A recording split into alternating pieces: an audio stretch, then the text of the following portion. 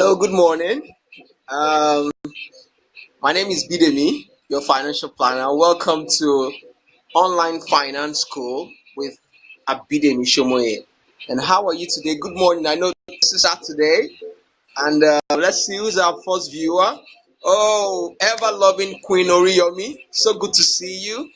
Um, Ajiwoju Olufumilola Ibiduni. So good to see you. Please let's go and hit our share button before we start. How's your Saturday going? I have a very interesting information. We have something very interesting to talk about today. Very interesting. So let's go and hit our share button. Um, Before we begin, let's see if other people will come up. So I'm going to be sharing some insights.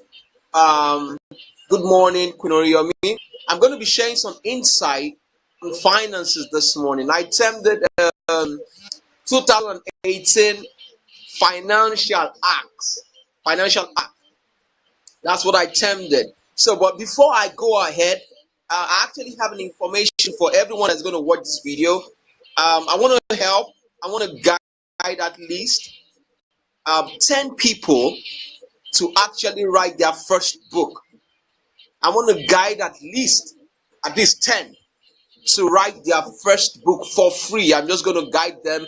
So if you will be interested, you want me to help you how to outline your book or your thoughts, how to actually put it in form of a book, just write me. You can write me on my Facebook Messenger. Just write me that you heard what I said and you'll be interested. I'll be willing to guide you. Welcome, Pedro Silvanos. Ciao, so good to see you this morning. So this morning, I'll be talking about some disciplines you should imbibe. Sorry, some disciplines you should imbibe in 2018. That's what I'll be talking about this morning. And I'm going to start with the first point. So everyone that watches it is going to watch later, I'm sure. So I'm going to start with the first one. The first one says, you cannot afford to make money the center of your life. You cannot afford to make money the center of your life. You know, just think about everything I'm going to say today. Take time to actually think about it. You can't make your focus. You can't make the center of your life, the reason of your existence. You can't make it all about money. It's not healthy. It's not the best. So the first point I'm going to give to you as you step into 2018 is look beyond physical things. Look beyond money. By the time we are all gone, you can't take money with you. If one dies today, if one lives today, I can't take money with me. So why do I want to make my life centered around money? Welcome, Center Point Cargo Lagos. So good to see you. So the first thing you should work on is don't make money the center of your life. Money is important. You need to do whatever you need to do. But if you find yourself constantly always thinking, okay, money, then there's a problem. It simply means that money is controlling such persons. So don't make money the center of your life. You know that, and you know the center of your life, and you know the center of my life. Jesus is the center, should be the center of your life. Jesus should be the center of my life, not money. So don't make money the center of your life as you get into 2018. There are so much bigger things to look into. Impact people positively. Reach out to people who don't have anything. And it does not always have to be money. You can actually reach out to people with your words. You can reach out to people with your counsel. It does not have to be money. There's a lot you need to offer than money. Welcome, Mohammed Khalil. Today I didn't miss your surname. So that's number one. Don't make money the center of your life as you approach 2018. Number two, poor people live by illusions and miracles. Poor people live by illusions and miracles. Why those who have a very healthy, wealthy life believe and live by cause and effect. And let me say that again. The poor ones, all they are after is they are waiting for someone to bless them. They are waiting for people call it destiny helpers. They are always waiting for. Welcome, King Oseji Stanley. So good to see you this morning. Thank you so much for tuning in. So I said poor people live by illusions and miracles, while rich live by principles of cause and effect. And I'm explaining what illusions and miracles is. You don't have to be waiting for someone to bless you or to provide something for you instead of you getting all out there to actually get it done. Life is based on what you put in is what you should actually be. You could expect more, but your life is as a result of what you put into it. Cause simply means that the action you are taking, that's the meaning of cause. Effect simply means that the result you get. So what I'm trying to say is maybe tomorrow I want to maybe speak to people about counseling, or I want to speak to people about something, a very important topic. If I don't put out the time to actually study so hard, that is the action. And by the time I'm talking to people, I'm saying things that are valuable, and it's actually impacting them positively. That is the effect. I had to put in something to get out something. So life is not by illusions. Life is not by miracles. Life is based on principles. God created, in fact, when He created everybody, He created everything based on His principle. That's why you find when rain falls, it falls on both the black, the white, the purple, it falls on everybody. That's the way principles are. Principles are universal. Principles is not domestic, they are universal. It applies to everyone. So in 2018, don't live your life based on illusions and miracles. Live your life based on cause and effect. If you need to get anything done, you need to work hard for it. You need to put your best into it. You need to put your best in life. Like I said, cause is the action, while effect is the result of the action. That's number 2. Number 3, I say this often, I say this most times. Real wealth is in time in itself. Real wealth is in time and not money. Money is an aspect, it's just a byproduct of wealth itself. So real wealth is in its time. I usually make this quote, a quote by Dr. Sunday Adelaja. He usually says, life, time is life, and whosoever wastes your time actually wastes your life. So real wealth is in time. You can get money back, but you can't get time back. If you waste 10 years of your, let's assume that you waste 10 years working for money instead of doing what God has asked you to do, instead of fulfilling your purpose, instead of doing what your heart wants you to do. Once you are 40, you can't buy back the 10 years you've wasted. It's not possible. So instead of wasting, and you only have one life, I mean, one physical life. Once you are done, you are done. So why waste it? Why waste it when you know that the purpose of life is not in the wastage of time? The purpose of life is for you to actually fulfill your purpose and use your time so effectively. So real time is in its real wealth is in its time. In 2018, don't waste your time. There's a quote that says, whosoever does not value 1 minute, whosoever does not value 1 minute, cannot even value 1 hour, cannot even value a day, because the person does not know the value of that time. He doesn't know that time is life. Time is the most potent, is the most important commodity that God has given to man. God has given everybody 24 hours. God has given you 24 hours. God has given me 24 hours. So what I do with my 24 hours is left to me. So I have to control the time. I don't have to let someone control that time for me. Go and do a research. Find out everyone who has been very successful in the field of endeavor. Go and find out. They don't waste 1 minute. They can't afford it because they know it costs so much. I was watching, I think I saw a write-up that Bill Gates sometimes spends, if he has a board meeting, he spends 3 minutes, just 3 minutes. If you can't say anything, you have to say within just 3 minutes, it's over.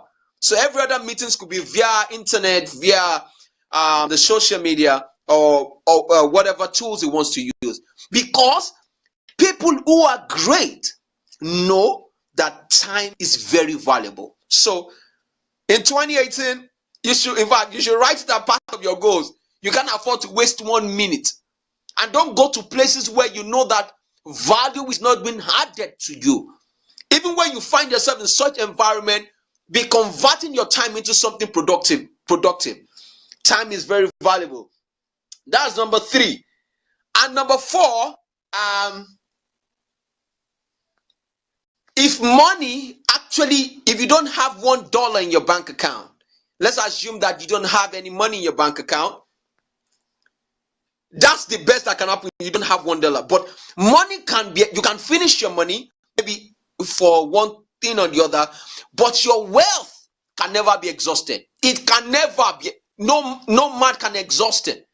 Why? Because, when God was going to create us, he knew that he needed to put everything that we actually need to provide what we want. Let me say that again. When God was going to provide, design us, when he was going to, mold us, when he was going to create us, he knew that we would need a lot of things to actually to dominate the earth for him.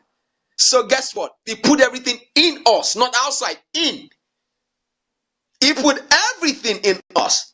So even sometimes you don't have money in your pocket, man, that should not determine your happiness. In fact, money should not determine how happy you are. Yes, sometimes you need money to do some things, but that shouldn't be, like my number 1 point said, that shouldn't be the basis of your life. That shouldn't be the basis of my life. So this point states, even if you don't have $1 or £1 or £1 or in your bank account, all for the good, but your wealth can never be exhausted. What is wealth? I was doing a research. Guess what? Most people define wealth as material possessions. That's what they define wealth as.